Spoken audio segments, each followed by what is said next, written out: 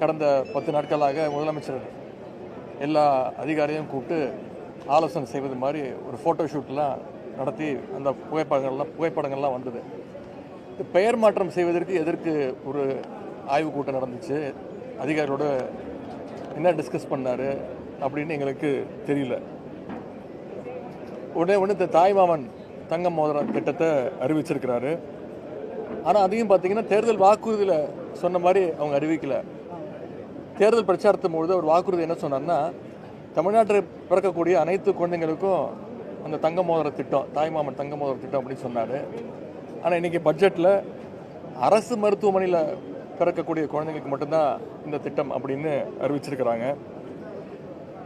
கொடுத்த வாக்குறுதிகளை நிறைவேற்றுற மாதிரி பட்ஜெட்டில் எந்த திட்டமும் எந்த அறிவிப்பும் இல்லை.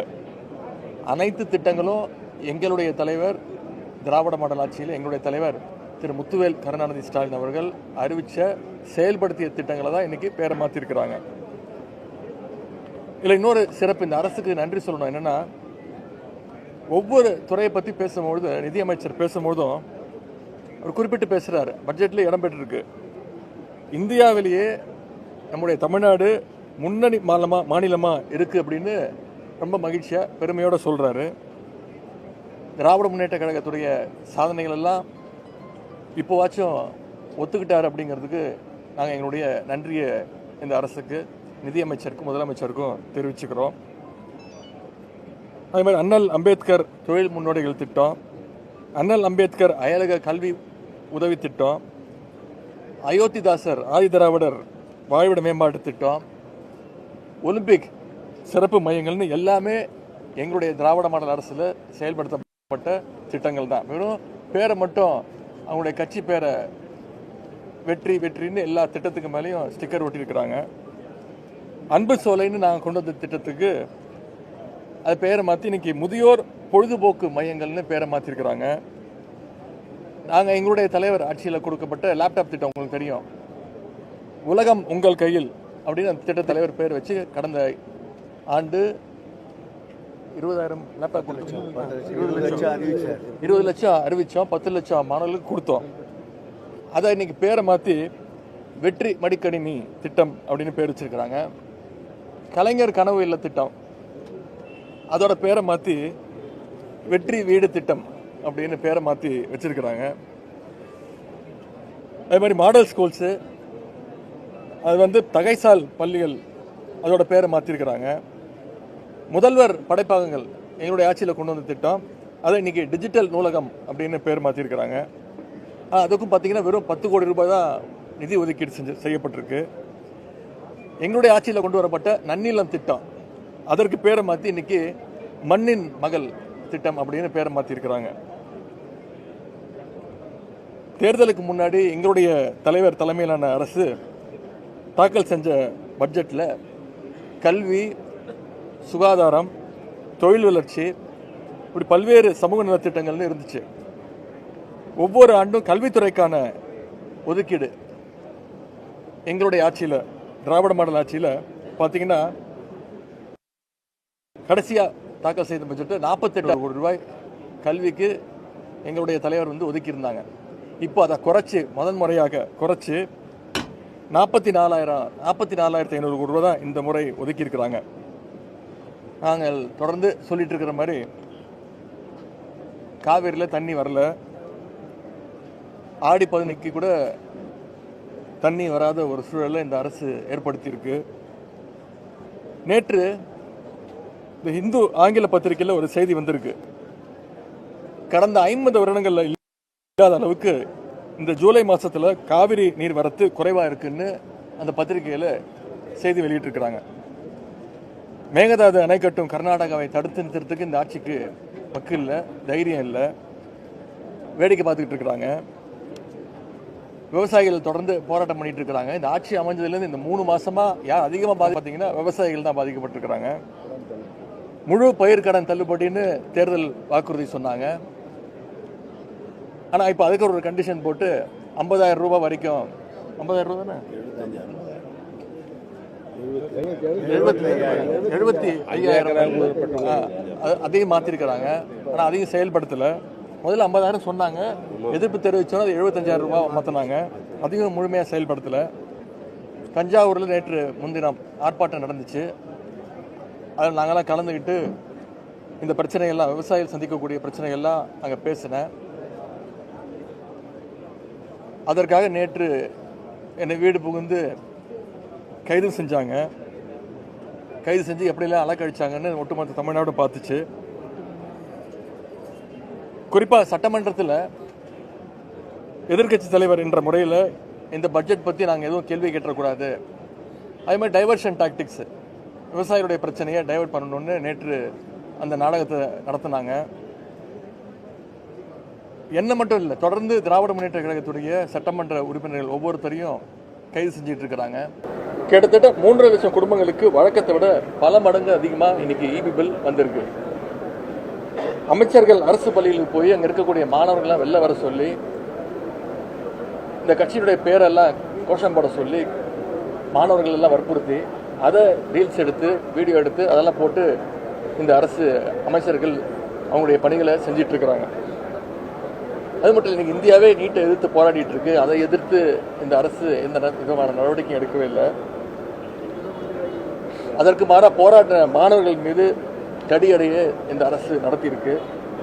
விலைவாசியும் உயர்ந்துட்டே போகுது. அரிசி விலை பல மடங்கு அதிகமாக இருக்கு. ஆனால் இதையெல்லாம் கேட்டால் முதலமைச்சர் பதில் சொல்ல மாட்டார். முதலமைச்சருக்கு பதிலாக பொதுப்பணித்துறை அமைச்சர் பதில் சொல்லணும் அப்படின்னு ஒரு முதலமைச்சருக்கு ஒரு முன்ஜாமீன் வாங்குறாரு. இந்த மாதிரி ஒரு நகைச்சுவையை இந்திய ஜனநாயகம் எந்த மாநிலத்திலையும் எந்த சட்டமன்றத்திலையும் பார்த்துருக்காது. நேற்று பொதுப்பணித்துறை அமைச்சர் பேசியிருக்கிறாரு. அதுக்கு முன்னவர் தீர்மானம் கொண்டு வரணுமா, எதிர்கட்சிகள் ஏதாவது கேள்வி கேட்டுச்சுன்னா அதற்கு முதலமைச்சர் பதில் சொல்ல வேண்டிய அவசியம் இல்லையா, இவங்க தான் பதில் சொல்லுவாங்களா? இதற்கு எதற்கு முதலமைச்சர் அவைக்கு வரணும், இதுக்கு எதுக்கு நாங்கள்லாம் அவைக்கு வரணும் அப்படின்ற கேள்வியை பத்திரிகையாளர் நீங்கள் இந்த அரசை பார்த்து கேட்கணும்னு கேட்டுக்கொள்கின்றேன். கொடுத்த வாக்குறுதிகளை நிறைவேற்ற டைம் வேணும்னு முதலமைச்சர் கேட்டார் ஆட்சி அமைஞ்சோன்னு. இந்த பட்ஜெட்டில் அதையாச்சும் சொல்லுவாங்கன்னு எதிர்பார்த்தேன். ஆனால் அதை சொல்வதுக்கு கூட அவங்களுக்கு டைம் இல்லை, இன்னும் டைம் கேட்குறாங்க. எனவே நடக்க போகிற கூட்டத்தொடர் முழுவதும் ஆணித்தரமாகவும் உறுதியாகவும் மக்கள் பிரச்சனைகளை நாங்கள் திராவிட முன்னேற்ற கழக உறுப்பினர்கள் எங்களுடைய தலைவருடைய அறிவுறுத்தல் பேரில் பதில் சொல்ல நாங்கள் கேள்வி கேட்க ரெடியாக இருக்கிறோம். பதில் சொல்ல இந்த அரசு ரெடியாக இருக்க வேண்டும். நன்றி, வணக்கம். அதை பற்றிலாம் கலைஞர் மகளிர் உரிமை திட்டத்தை பற்றி பேசவே இல்லை. அதை பற்றி அதை உயர்த்தி கொடுக்குறேன்னு சொன்னாங்கல்ல, 2,500 ரூபா உயர்த்தி கொடுக்குறேன்னு சொன்னாங்கல்ல, அதெல்லாம் இந்த மகளிர் அதை பற்றி பேச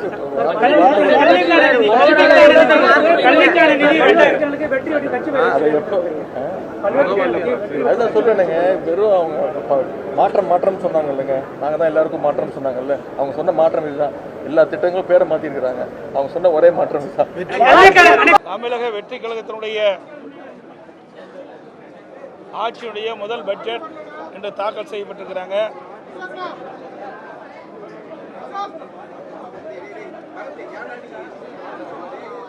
இந்த பட்ஜெட்டில் மக்களுடைய எதிர்பார்ப்புக்கு எதுவுமே பூர்த்தி செய்ய முடியவில்லை இந்த அரசால.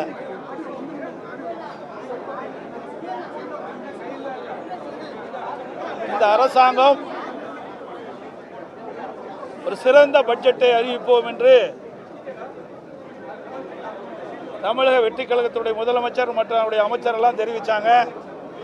ஆனால் இன்றைக்கு பட்ஜெட்டில் எந்த ஒரு முக்கியமான அறிவிப்பும் இடம்பெறவில்லை என்பதுதான் மிகப்பெரிய ஏமாற்றமாக தோன்றுகிறது. இதில் ஒரு சில மாற்றத்தை செய்வோம் என்று சொல்லி ஏற்கனவே இருக்கின்ற திட்டத்திற்கு ஸ்டிக்கர் ஒட்டி பெயர் மாற்றம் செஞ்சிருக்கிறாங்க. இதுதான் இந்த பட்ஜெட்டில் பார்க்கப்படுகிறது. இன்றைக்கு ஆட்சி பொறுப்பேற்ற பிறகு கிட்டத்தட்ட 85 நாட்கள் ஆகின்றன. சுமார் 85 நாட்கள் ஆகிறது. இந்த 85 நாட்களில் இந்த ஆட்சியில் எந்த ஒரு புதிய திட்டத்தையும் இதுவரை கொண்டு வரப்படவில்லை. வெறும் வசனத்தை பேசியே 85 நாட்கள் காலத்தை ஓட்டிவிட்டார்கள். எல்லாவற்றிற்கும் ரீல் விடுறது தான் இந்த ஆட்சியுடைய சாதனையாக பார்க்கப்படுகிறது. ஆட்சிக்கு வருவதற்கு முன்பு மக்கள் எதிர்பார்க்கின்ற திட்டங்கள் நிறைவேற்றப்படும். இதுவரை எந்த ஒரு ஆட்சி காலத்திலும் கொடுக்க முடியாத திட்டத்திலெல்லாம் மக்களுக்கு வழங்குவேன் என்று வீரவசனம் பேசினார்கள். ஆனால் இந்த நிதிநிலை அறிக்கை இந்த பட்ஜெட்டில் பார்க்கின்ற பொழுது ஒன்றுமே எந்த ஒரு திட்டமுமே முழுமையாக இடம்பெறவில்லை. புதிய திட்டங்கள் எதுவுமே இடம்பெறவில்லை. தேர்தல் நேரத்தில் கொடுக்கப்பட்ட வாக்குறுதிகள் எதுவுமே நிறைவேற்றல. 2026 சட்டமன்ற பொதுத் தேர்தலின் போது தமிழக வெற்றி கழகத்தினுடைய தலைவர் மாண்புமிகு முதலமைச்சர் திரு ஜோசப் விஜய் அவர்கள் ஆட்சிக்கு வந்தவுடனே மகளிர் உரிமை தொகை 1000 ரூபாய் கொடுப்பதை 2500 ரூபாய் வழங்கப்படும் என்றும், ஆண்டுக்கு குடும்பத்திற்கு 6 சிலிண்டர்கள் வழங்கப்படும் என்றும், முதியோர் உதவித்தொகை 3000 ரூபாய் உயர்த்தப்படும் என்றும், படித்த இளைஞர்களுக்கு வேலையில்லா பட்டதாரி இளைஞர்களுக்கு 4000 ரூபாய் உயர்த்தப்படும் என்றும், அதோடு மீனவர்களுக்கு மீன்பிடி தடைக்காலத்தினுடைய நிவாரணத் தொகை 20,000 உயர்த்தப்படும். அதற்கு வழங்கப்படுகின்ற டீசல் மானியம் 3600 லிட்டராக உயர்த்தப்படும். இப்படி பல அறிவிப்புகளை வெளியிட்டாங்க. அதோட விவசாயிகள் 5 ஏக்கருக்கு குறைவாக வைத்திருக்கின்ற விவசாயிகள் தொடக்க வேளாண் கூட்டுறவு சங்கத்தில் வாங்கிய பயிர்க்கடன் முழுவதும் தள்ளுபடி. சிறு விவசாயிகளுக்கு 5 ஏக்கர் மேல வைத்திருக்கின்ற விவசாயிகள் தொடக்க வேளாண் கூட்டுறவு சங்கத்தில் வாங்கிய பயிர்க்கடன் பாதி அளவு தள்ளுபடி செய்யப்படும் என்று அறிவித்தார்கள். ஆனால் அதற்கு மாறாக 75,000 வரை கடன் பெற்ற சிறு குறு விவசாயிகளுக்கு முழு கடன் தள்ளுபடி. அதற்கு மேல் கடன் வாங்கிய அனைத்து விவசாயிகளுக்கும் 35,000 தான் கடன் தள்ளுபடி என்று அறிவிக்கப்பட்டிருக்கிறது அரசாங்கம். அதுவும் ஒரு ஏமாற்று வேலை. அது மட்டுமல்ல, அனைத்து குடும்பங்களுக்கும் 25 லட்சம் ரூபாய் மருத்துவ காப்பீடு திட்டம் கொடுப்போன்னு சொன்னாங்க.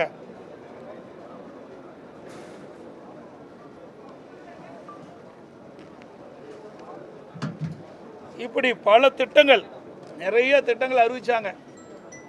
ஆனால் அந்த திட்டங்கள் எதுவுமே இந்த பட்ஜெட்டில் இடம்பெறல.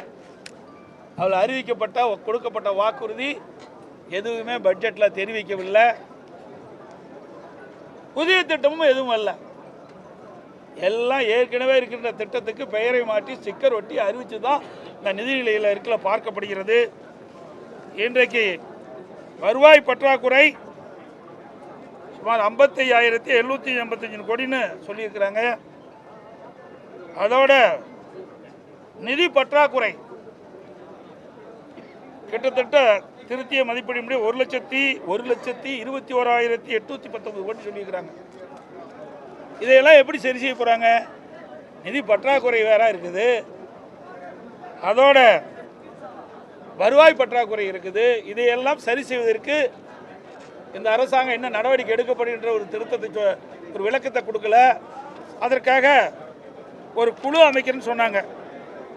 ஏற்கனவே இருந்த திராவிட முன்னேற்ற கழக அரசு நிதியை ஆதாரத்தை பெருக்குவதற்கும் நிதி மேலாண்மை சரி செய்வதற்கும் கடனை எல்லாம் குறைப்பதற்கும் ஒரு நிபுணர் குழு அமைக்கணும்னு திராவிட முன்னேற்ற கழக ஆட்சியில் அறிவிச்சாங்க. நிபுணர் குழு அமைச்சாங்க, நிபுணர்களையும் போட்டாங்க. பிறகு 5 ஆண்டில் 5 லட்சம் கோடி கடன் வாங்கினாங்க. அதே மாதிரி இந்த அரசாங்கமும் அந்த பெயரை மாற்றி,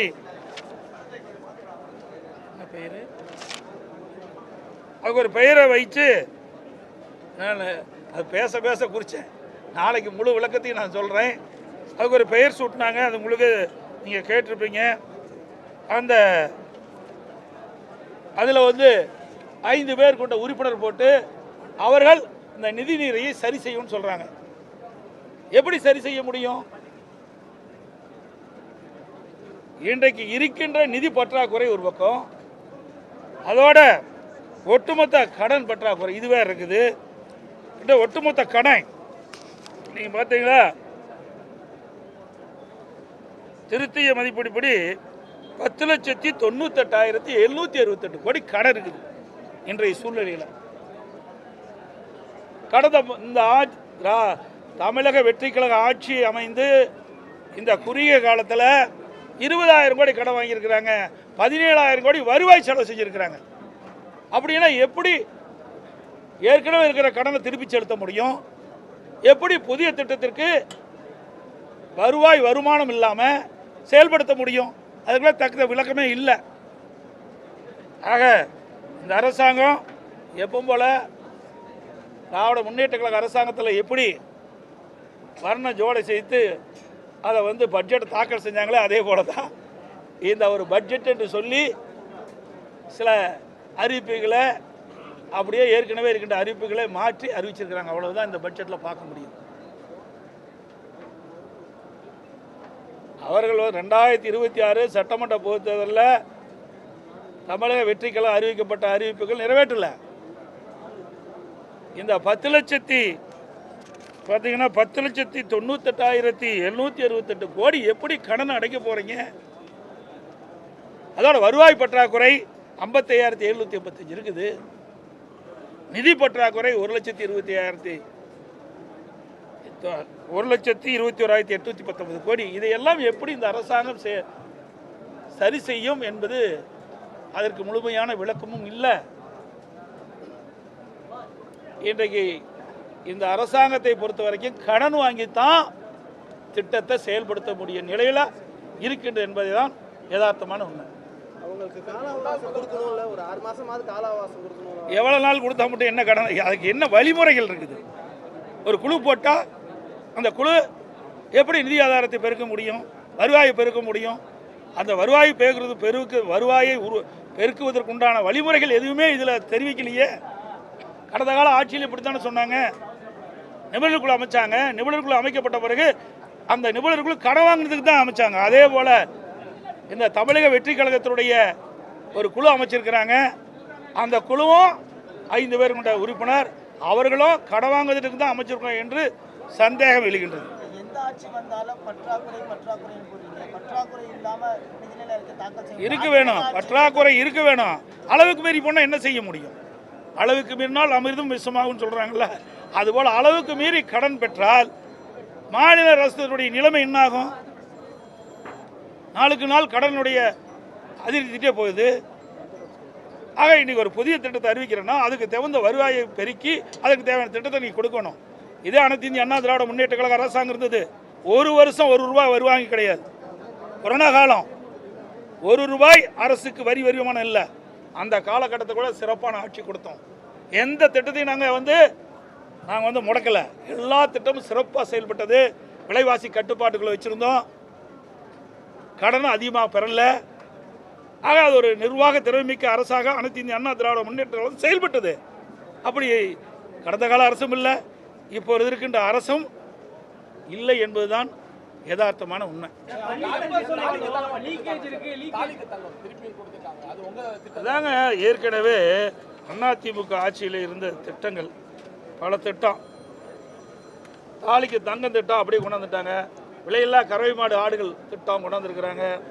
பெண்கள் பாதுகாப்பு காவல் திட்டம், இதையெல்லாம் அதிமுக ஆட்சியில் கொண்டு வரப்பட்ட திட்டம். இதையெல்லாம் ஏற்கனவே தொடர்ந்த திட்டத்தை தான் அதுக்கு ஒரு பெயரை சொல்லி அந்த திட்டத்தை ஸ்டிக்கர் ஒட்டி அறிவிச்சிருக்கிறாங்க. சார் இன்னும் பல திட்டங்க. நடந்தாய்வாளி காவிரி திட்டம் ஏன் நிதி ஒதுக்கீடுல எவ்வளவு போராடணும்? மேட்டூர் அணையிலிருந்து திறக்கப்படுகின்ற நீர் கடலில் கலக்கின்ற வரை அந்த நீர் சுத்தமாக இருக்க வேண்டும் என்பதற்காகத்தான் அனைத்து இந்திய அண்ணா திராவிட முன்னேற்ற கழக அரசு இருக்கின்ற பொழுது, நான் முதலமைச்சர் இருக்கின்ற பொழுது பாரத பிரதமரை சந்தித்து கோரிக்கை வைத்தேன். கோரிக்கை ஏற்று நாடாளுமன்ற கூட்டுக்குழுவில் அதை அறிவித்தாங்க. அறிவித்த பிறகு 2 வருஷத்துக்கு முந்தி மத்திய அரசாங்கம் அதற்காக 11,250 கோடி நிதி ஒதுக்கீடு செய்யப்பட்டது. கடந்த கால அரசு அதை நீர்வளத்துறை இதில் மானிய கோரிக்கையில் அதில் திட்டத்தை கொண்டாந்து அறிவித்தாங்க. மாநில அரசு 40%, மத்திய அரசு 60%. அதை காண்பிக்கவே இல்லை. எவ்வளோ அருமையான திட்டம்! மாசுபட்ட நீர் நதியில் கலக்கக்கூடாது. மேட்டூர் அணை திறக்கப்படுகின்ற நீர் 2 கரை ஓரமாக இருக்கின்ற நகரத்திலிருந்து வெளியேறுகின்ற அசுத்த நீர் சுத்தப்படுத்தி ஆற்றில் விழுவது. பவானி சாகரிலிருந்து வருகின்ற நீர், நொய்யிலிருந்து வருகின்ற நீர், அதே போல் அமராவதியிலிருந்து வருகின்ற நீர் மற்றும் ஓடையிலிருந்து வருகின்ற நீர்களெல்லாம் அதை சுத்தப்படுத்தி அந்த நதியிலே விடுவது, ஓடையிலே விட்டு காவிரியில் கலக்கின்ற பொழுது சுத்தமான நீர் மக்களுக்கு குடிநீர் சுத்தமான கிடைக்க வேண்டும் என்பதற்காகத்தான் இந்த திட்டத்தை கொண்டாந்தோம். அதுவும் இடம்பெறல. நிறைய லீக்கேஜ் இருக்கு அப்படின்னு சொல்றாங்க. கடந்த ஆட்சியும் சரி உங்க ஆட்சியும் சரி நிறைய செயல்படுத்துறதுல தவறான எஸ்டிமேஷன் கொடுத்துருக்காங்க. அதனால அரசு எவ்வளோ லீக்கேஜ் அடைப்பீங்க? லீக்கேஜ்னு சொல்லித்தான் மக்களை ஏமாற்ற முடியுமே ஒழிய லீக்கேஜ் எங்கே இருக்குது? ஏன் 5 ஆண்டு காலம் அதே லீக்கேஜ் தான் அடைக்கணும்னு அவர் சொன்னாங்க. இப்போ இந்த அரசாங்கமே அதையே பின்பற்றி லீக்கேஜ் எல்லாம் சரி செய்யணும்னு சொல்கிறாங்க. எந்தெந்த வகையில் லீக்கேஜ் இருக்கு என்பதை அறிவிக்கலையே, அறிவிக்க வேணுமில்ல. இன்றைக்கு ஆண்டாண்டு காலமாக அதே அதிகாரி தான் இருக்கிறாங்க. ஏன் அது அதிகாரிகளுக்கு எந்தெந்த இடத்துல எந்தெந்த துறையில் எந்தெந்த வருமானத்தில் எந்தெந்த வரி வருவாயில் லீக்கேஜ் இருக்குன்னு தெரிவிக்க வேணுமில்ல. அப்போ லீக்கேஜ் இருந்ததால எவ்வளோ லீக்கேஜ் இருக்குது, அதுக்கு எவ்வளோ வருவாய் வரும், அதுக்கு எப்படி திட்டத்தில் திட்டம்னு செயல்பட முடியும்? ஒன்றுமே சொல்லாத அவர் பாட்டு அறிவிச்சுட்டு போயிட்டாங்க.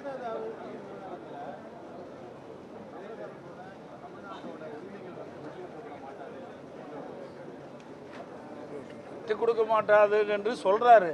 வாயில சொல்லி என்ன பண்ணுறது? அனைத்து இந்திய அண்ணா திராவிட முன்னேற்ற கழக அரசு இருக்கின்ற பொழுது இதற்காக எவ்வளோ நடவடிக்கை எடுத்தோம் நல்லா நினைச்சு பாருங்க. அம்மா இன்றைக்கு காவிரி நதிநீரை பிரித்ததற்கு 4 நாட்கள் உண்ணாவிரதம் இருந்தாங்க. இன்றைக்கு உச்சநீதிமன்றம் அளித்த தீர்ப்பை நடைமுறைப்படுத்த வேண்டும் என்று சொல்லி அனைத்து இந்திய அண்ணா திராவிட முன்னேற்ற கழக அரசு இருக்கின்ற பொழுது, அம்மா அரசு இருக்கின்ற பொழுது இன்றைக்கு உச்சநீதிமன்ற தீர்ப்பை நடைமுறைப்படுத்த காலதாமம் செஞ்சது மத்திய அரசு. அப்போ நாங்கள் மத்திய அரசு பாரதிய ஜனதா அரசோட கூட்டணி இருந்தோம். அந்த காலகட்டத்தில் கூட கூட்டணியெல்லாம் பார்க்கல. மக்களுடைய நலன் சார்ந்த பிரச்சனை, தமிழ்நாட்டு விவசாயியுடைய நலன் சார்ந்தது, தமிழ் மக்களுடைய நலன் சார்ந்த பிரச்சனை என்ற காரணத்திற்காக 22 நாட்கள் உச்சநீதிமன்ற தீர்ப்பை நடைமுறைப்படுத்த வேண்டும் என்று நாடாளுமன்றத்தையே முடக்கணுங்க. அப்படி வரலாற்றை நாங்கள் படித்தோம். அப்படி கஷ்டப்பட்டு வாங்கின தீர்ப்பை கூட இவர்களால் இன்றைக்கு காப்பாற்ற முடியுமா என்ற ஒரு கேள்விக்குறி எழுந்திருக்குது. கடந்த ஆட்சியில் அதிமுக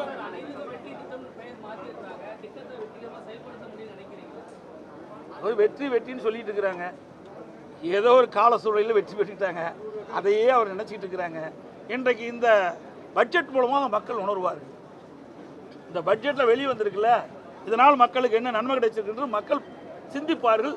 சிந்தித்த பிறகு அடுத்த தேர்தலில் உரிய முடிவு எடுப்பார்கள். அரசுகள் அதிமுக திமுக அதிக கடன் சுமையை மாநிலத்தின் மீது ஏற்படுத்திட்டாங்க. அதனால பெரிய திட்டங்களை உடனடியாக செயல்படுத்த முடியல. நிதி ஆதாரத்தை வலுப்படுத்திட்டு தான் செயல்படுத்தணும்னு சொல்றாங்க. எங்க நிதி ஆதாரத்தை தள்ளுபடி? நீங்க தான் 1,27,000 கோடி நீங்க இருக்குன்னு சொல்லிக்கிறீங்க. நிதி பற்றாக்குறை 56 இருக்குன்னு சொல்றீங்க. எப்படி இதெல்லாம் சரி பண்ணுவீங்க? அதிமுக ஆட்சியில் ஒன்றும் கடன் அதிகமாகலையே. ஏங்க வருவாயே இல்லாத ஆட்சி செய்த அரசாங்கங்க. அந்த காலகட்டத்தில் கூட பொதுமக்கள் பாதிக்கக்கூடாது என்பதற்காக, ஏழை மக்கள் பாதிக்கக்கூடாது என்பதற்காக ரேஷன் கடையில் 11 மாதம் உணவுப் பொருட்கள் விலையில்லாமல் கொடுத்தோம். குடும்ப அட்டைக்கு 1000 ரூபா கொடுத்தோம். சென்னையில் மீண்டும் 1000 ரூபா கொடுத்தோம். குடும்ப அட்டைக்கு சிகிச்சை பெறுவர்களுக்கு தேவையான உதவிகளை செஞ்சோம். அதோட கொரோனா காலத்தில் அந்த மருத்துவ மனையில் இருக்கிற கட்டமைப்பெல்லாம் சீர் பண்ணோம். அது இல்லாத பொங்கலுக்கு 2500 ரூபா கொடுத்தோம். வருமானமே இல்லாத காலத்தில் கூட நல்லா சிந்திச்சு பாருங்க. அதோட ஒரே ஆண்டில் 11 அரசு மருத்துவக் கல்லூரி கொண்டாந்தோம். 68 கலை மற்றும் அறிவியல் கல்லூரி, 21 பாலிடெக்னிக் கல்லூரி, 4 பொறியியல் கல்லூரி, 4 வேளாண்மை கல்லூரி 10 ஆண்டில் கொண்டாந்து அவ்வளவு சாதனை படிச்சிருக்கிறேங்க. கடந்த கால ஆட்சியில் என்ன செஞ்சாங்க? 6 மாவட்டத்தை புதுசாக உருவாக்கி இருக்கிறோம். இவ்வளவு செஞ்சு பாலங்கள், சாலைகள், தடுப்பணைகள் எல்லாமே எங்களுடைய ஆட்சியில் அதிமுக 10 ஆண்டு கால ஆட்சியில் செய்த சாதனை. அவ்வளவு செஞ்சு தான் 3,86,000 கோடி வருமானமே ஒரு வருஷம் இல்லாத கூடுதல் செலவு 40,000 கோடி கொரோனாவுக்கு. இவ்வளவு இருந்துதாங்க இவ்வளவு செலவு. திமுக ஆட்சியில் என்ன இருந்தது?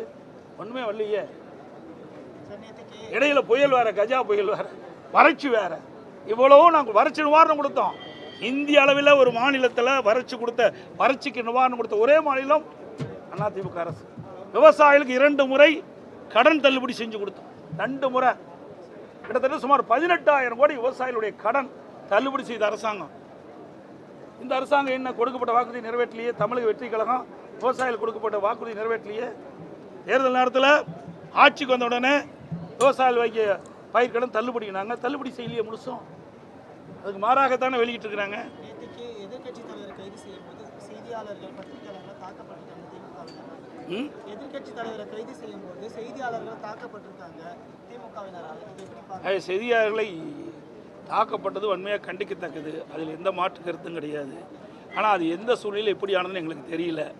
நீங்கள் கேட்ட கேள்வி எனக்கு முழுமையாக தெரியல, தெரிஞ்சால் நான் முழுமையான பதிவு.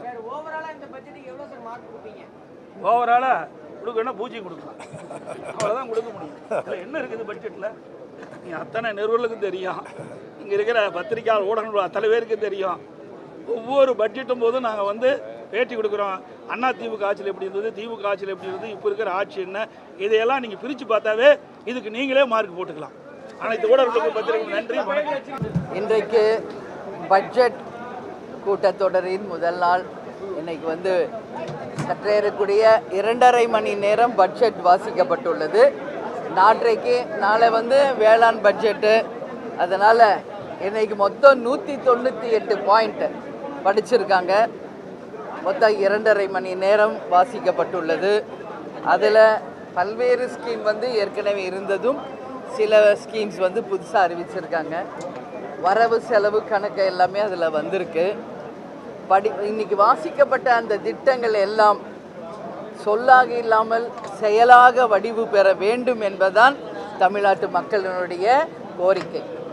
அதனால் இன்னைக்கு தமிழ்நாட்டின் மிக முக்கியமான பிரச்சனையான விவசாயிகளுடைய கடன் முழுமையாக கடன் தள்ளுபடி செய்யப்படும் அப்படின்னு எதிர்பார்த்தாங்க. ஆனால் அது அறிவிக்கப்படலை. அவங்க ஏற்கனவே சொன்னது போல் ஒரு சில கடன் தள்ளுபடி தான் நடந்திருக்கு, முழு கடன் தள்ளுபடி அறிவிக்கப்படவில்லை என்பது வருத்தத்துக்குரிய ஒரு விஷயம். அதே மாதிரி நான் ஏற்கனவே சொன்னது போல் நீர் மிகை மாநிலமாக தமிழ்நாடு உருவாக வேண்டும் என்று, அதற்கான எந்த அறிவிப்பும் இல்லை. முதல்ல தமிழ்நாட்டின் நதிகள் நம்ம வந்து இணைக்கிறதுக்கும் நம்மளுடைய தமிழ்நாட்டில் வருகின்ற நீரை எப்படி பாதுகாத்து அதை வந்து நாம் கடலில் வீணாக போய் கலக்காமல் அதற்கு என்ன செய்ய முடியும் என்பதை பற்றி அறிவிப்புகள் இல்லை. அதே மாதிரி இண்டஸ்ட்ரீஸ் ஒவ்வொரு மாவட்டத்திலும் அந்தந்த மாவட்டத்திற்கென்று சில இண்டஸ்ட்ரீஸ் நம்ம கண்டிப்பாக அறிவிப்பாங்கன்னு நினச்சேன். ஏன்னா இன்றைக்கி வந்து வேலை வாய்ப்பு தான் மிக முக்கியமாக இருக்குது. இளைஞர்கள் இன்றைக்கி நம்ம போய் பார்த்தோம்னா எங்கேயுமே வேலை இல்லைன்னு மக்கள் பேசுகிறத தான் நம்ம கேட்க முடிகிறது. எனவே ஒரு மாவட்டத்திற்குமான தொழிற்சாலைகள் எந்தெந்த மாதிரியான தொழிற்சாலைகள் வர வேண்டும் என்ற எந்த அறிவிப்பும் இல்லை. வேலை வாய்ப்புகளுக்கு எந்த அறிவிப்பும் இல்லை. அது மட்டும் கிடையாது, 10 லட்சம் கோடி ரூபாய்க்கு மேலே வந்து கடனில் இருக்குது இன்றைக்கி தமிழ்நாடு. பட்ஜெட் அப்படின்னாலே ஒரு குடும்பத்திலேருந்து தொடங்கும். அந்த பட்ஜெட்டை எப்படி அந்த மாதம் நம்ம வந்து நிர்வகிக்கணும், நமக்கான வரவு என்ன, நமக்கான செலவு என்ன, இதை எப்படி நம்ம சரி செய்யணும், கடனில் இருந்து எப்படி நம்ம வந்து பட்ஜெட்டை சரி பண்ண முடியும் என்பது ஒவ்வொரு குடும்பத்திலும் ஒவ்வொரு சமையல் அறையிலையும் 5.5 பட்டியிலிருந்து தொடங்கக்கூடியது தான் பட்ஜெட். இன்றைக்கி அதுதான் இன்றைக்கி ஒரு நாட்டின் பட்ஜெட்டாக வருது. அதனால் இன்றைக்கி 10 லட்சம் கோடிக்கு மேல் தமிழ்நாடு இன்றைக்கி கடனில் இருக்கிறது என்பதை வேதனையோடு நான் பதிய வைக்கிறேன். இந்த கடன் சுமையை குறைப்பதற்கு என்ன திட்டங்கள் என்பது எதிலும் அறிவிக்கப்படவில்லை. கடன் மட்டும் பல லட்சம் நம்ம கோடிகள் வந்து இன்றைக்கி கடன் மட்டும் கட்டிக்கிட்டு இருக்கோம். அந்த கடன் சுமையையும் வட்டி சுமையையும் குறைப்பதற்கான அறிவிப்புகள் இல்லை என்பதும் வருந்தத்தக்கது. அதே போல் இன்றைக்கு சில விஷயங்கள் நான் பாராட்டக்கூடிய விஷயம் என்னென்னா, நகர்ப்புற மேன்மைப்படுத்துவதற்காக நம்ம கூவம் நதியும் நம்மளுடைய நதிகளை சீரமைத்து அதை மேம்படுத்துவதாகவும், சாலைகள் சீரமைப்பு, அதுபோல் மின்சாரம் வந்து இன்றைக்கி இல்லை தமிழ்நாட்டில். எங்கே பாரு மின்சாரம் வந்து இல்லை. அது மட்டும் இல்லாமல் மின்கட்டண உயர்வு ஒரு பக்கம் இருக்குது. அதனால் சோலார் சிஸ்டம் எல்லா இடத்துலையுமே வந்து அதை டெவலப் பண்ணணுன்ற ஒரு அறிவிப்பு. இன்றைக்கி போக்குவரத்து துறை பார்த்தோம்னா லாஸ்ட்டில் போயிட்டுருக்கு. அதுக்காக மின்சாரத்தினால் எலக்ட்ரானிக் பஸ்ஸஸ் விடப்படும் என்ற அறிவிப்பு, இது போன்ற சில நம்ம வரவேற்கக்கூடியதும் இருந்தது. பட் இது எல்லாமே இன்றைக்கி சொல்லாக இருக்கிறது.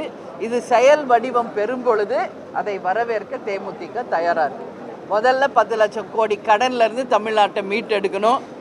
வட்டி மட்டும் பல லட்சம் கோடி நம்ம கட்டிக்கிட்டு இருக்கோம், அது நம்ம சரி பண்ணணும். வரவும் செலவும் இன்றைக்கி வரவை விட செலவு அதிகமாக இருக்குது, கடன் அதிகமாக இருக்குது என்பது வருந்தத்தக்கது.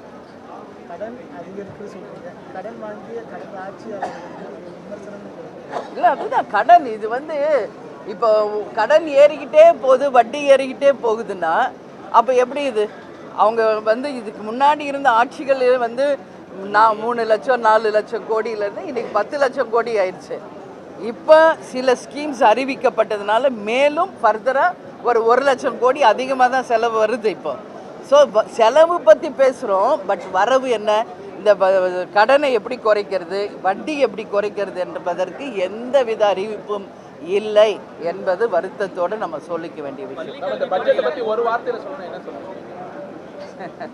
பட்ஜெட்டை பற்றி நான் அதான் சொல்கிறேனே. இல்லை இல்லை இல்லை ஒரே வார்த்தையில் நம்ம சொல்லணும்னா கடன் இல்லா தமிழ்நாடு வரணும், வட்டி இல்லாத தமிழ்நாடு வரணும். அதற்கான அறிவிப்பு இல்லை என்பது வேதனைக்குரியது. ஏன்னா கடன் இல்லாத நாடு தான் சுமை இல்லாத நாடு. மக்களுக்கு அந்த சுமை இல்லாத ஒரு கடன் இல்லாத ஒரு தமிழ்நாடு உருவாக வேண்டும் என்பதுதான் தேமுதிகவினுடைய எண்ணம். பள்ளிக்கல்வித்துறைக்கு கடந்த ஆண்டுகளை விட இந்த ஆண்டு குறைவாக நிதி ஒதுக்கப்பட்டது. மத்திய அரசு நமக்கு விடுவிக்கல. அதை தான் அவங்க சொன்னாங்க. மத்திய அரசு இந்த நிதிகளை எல்லாம் ஒதுக்கும் பொழுது பல ஆயிரம் கோடி நமக்கு கடன் சுமை குறையும், அதை நாம் வந்து கேட்டு பெறுவோம் என்பதையும் அவங்க சொல்லியிருக்காங்க. இன்றைக்கி தான் அறிவிச்சிருக்காங்க. இது வந்து செயல் வடிவமாகி இந்த திட்டங்கள்லாம் முறையாக வரும்போது அதை பற்றி நம்ம சொல்ல முடியும்.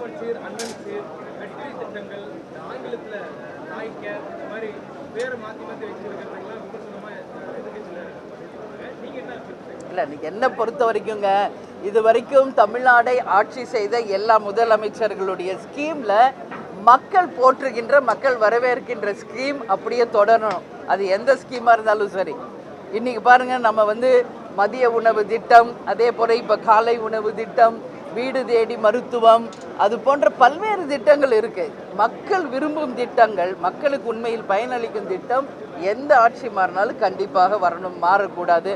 அதில் மாற்று கருத்து இல்லை. அதே நேரத்தில் மிக முக்கியமாக நாம் வந்து கவனம் செலுத்த வேண்டிய துறைகளும் நம்ம கண்டிப்பாக கவனம் செலுத்தணும். ஏன்னா பேர் மாற்றி வைக்கிறதுனால இங்கே ஒன்றும் கிடையாது. இது வந்து ஒரு ஃபேன்சி நேம் மாதிரி ஆயிடுச்சு.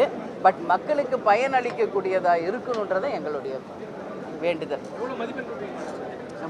என்ன எக்ஸாமாக இது மதிப்பெண்ணில் இன்னைக்கு சொல், இது செயலாகட்டும், அப்போ நான் மதிப்பெண் கொடுப்பேன். தமிழக வெற்றி கழக கூட்டணி அரசுடைய முதல் நிதிநிலை அறிக்கையில் எதிர்பார்த்த சிறப்புக்குரிய எந்த அம்சங்களும் இல்லை என்பதுதான் உண்மை.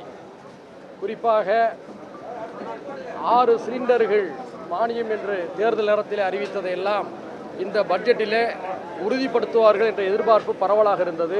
அது இல்லை. மகளிருக்கு 2500 ரூபாய் அந்த உதவித்தொகை வழங்கப்படும் என்ற எதிர்பார்ப்பும் இருந்தது. அதுவும் இல்லை. கடந்த தேர்தலின் போது 436 தேர்தல் வாக்குறுதிகளை தமிழக வெற்றி கழகம் கொடுத்தது. அதில் அனைத்தையுமே முதல் பட்ஜெட்டிலேயே கொடுத்துவிட முடியும் என்பது நடைமுறை சாத்தியமில்லை என்பது நமக்கு தெரியும். மிக முக்கியமான பலவற்றை அவர்கள் அறிவிப்பார்கள் என்று எதிர்பார்த்திருந்த நிலையில் ஒரு ஏமாற்றம் ஏற்பட்டிருக்கிறது. அதாவது பல்வேறு திட்டங்களை பற்றி பாராக்களாக பத்தியாக சொல்கிறார்கள். கடைசி 2-3 வரிகளில் சாத்தியக்கூறுகள் ஆராயப்படும், திட்டங்கள் குறித்து ஆராயப்படும், திட்ட மதிப்பீடுகளுக்கு நிதி ஒதுக்கீடு செய்யப்படும், சாத்தியக்கூறுகளுக்கு நிதி ஒதுக்கீடு செய்யப்படும் என்ற வார்த்தையில் தான் பார்க்க முடியுது. கணிக்கப்படுகிறது, எதிர்பார்க்கப்படுகிறது என்பது போன்ற வார்த்தைகள் மூலமாக இந்த பட்ஜெட்டை அவர்கள் ஒரு அலங்கார பட்ஜெட்டாக அலங்கரித்திருக்கிறார்கள். உதாரணத்திற்கு அடுக்குமாடி கட்டிடம் கட்டித் தருவதாக சொன்னால் பெயிண்ட் அடிப்பதற்கான செலவுக்குத்தான் நிதியை தந்திருக்கிறார்கள். அது மட்டுமின்றி பள்ளி கல்வித்துறைக்கு அவர்கள் நிதியை குறைத்திருப்பது அதிர்ச்சி அளிக்கிறது. ஏனென்று சொன்னால் அது நிதி செலவல்ல, மனித வளங்களுக்கான எதிர்கால முதலீடு என்பதை புரிந்து கொள்ள வேண்டும். அதாவது கொய்யா பழத்தை எதிர்பார்த்து எல்லோரும் காத்திருந்தார்கள். கோவை படம் தான் கிடைத்திருக்கிறது. அடுத்து தொலைக்காட்சியில் அனைத்தும் நேரலை செய்யப்படும் சொன்னாங்க. நேரலை என்றால் என்ன அர்த்தம்? அவையுடைய அனைத்து பகுதிகளும் சமமாக காட்டப்பட வேண்டும். முதலமைச்சருடைய பகுதி, எதிர்க்கட்சி தலைவருடைய பகுதி, இதர உறுப்பினருடைய பகுதி என்று சமமாக கேமரா வந்து சுற்றி சுழன்று இருந்திருக்க வேண்டும். ஆனால் இன்றைக்கி எதிர்க்கட்சி தலைவர் பக்கமே கேமரா முடிந்தவரை தவிர்க்கப்பட்டிருக்கு. இது நியாயமல்ல. அதே போன்று எங்களை போன்ற தனி கட்சி தலைவர்களுக்கான இருக்கைகளை மாற்றியிருக்கிறார்கள். இது எந்த விதத்திலும் ஏற்புடையதல்ல. நாங்கள் சின்னங்களில் போட்டியிடுவதில் வேறுபட்ட நிலைப்பாடுகள் எடுத்திருக்கலாம். ஆனால் தனித்தனி கட்சியாக நாங்கள் செயல்படுகின்றோம். தனித்தனி நிலைப்பாடுகளை